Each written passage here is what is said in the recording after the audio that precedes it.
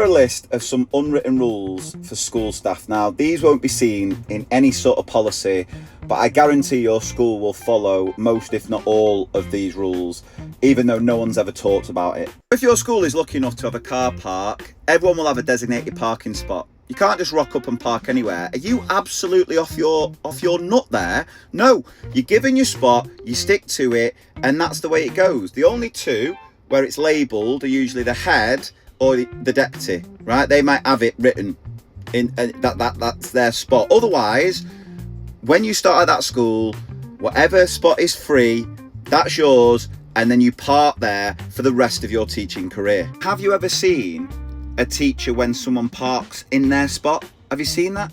It completely throws them off. That's it. They can't lock into teaching that day. They need to know who is the culprit, who has dared park in their spot. Who is it? An Ofsted inspector. I'll go and tell the Ofsted inspector to sling his up. He's not parking in my spot. That's my spot. All right. I don't care if it's King Charles. That's my parking spot. I go there, tell him to move. That's the same for where you sit in the staff room, right? When you first walk into that staff room, is that chair free? Yeah, okay. Then that's where you sit every break, every lunch, every staff meeting for the rest of time.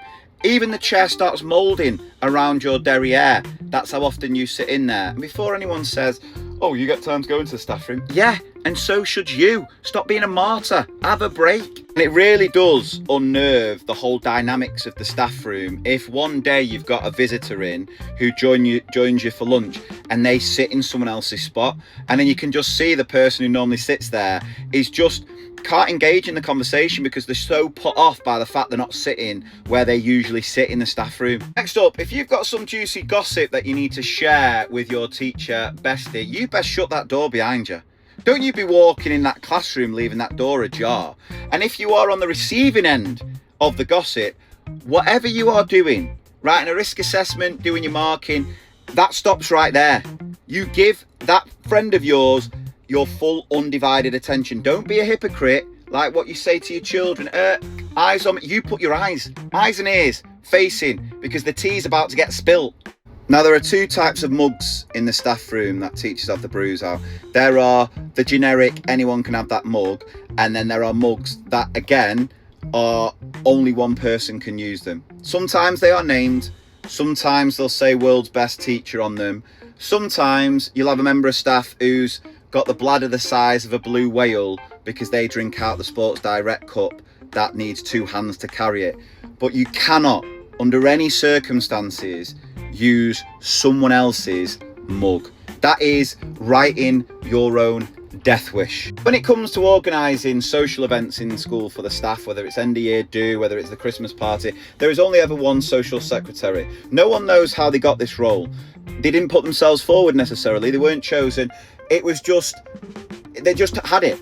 And by all means, you might throw a few ideas out, but don't you dare step on their toes and try and organise anything without their approval. That is their role. And even when they retire or leave, they're still doing it. They're still organising. They're still getting involved in the WhatsApp, trying to get people together.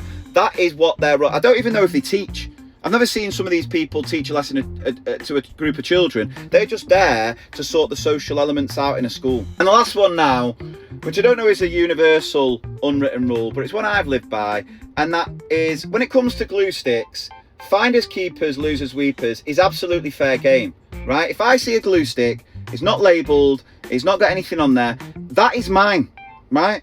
And I'm sorry, but it was your responsibility to put your name on. You go on to these kids about the jumpers all the time. Do it with your glue sticks, because otherwise I'm having it, because I need it. I've been surviving off one since Easter.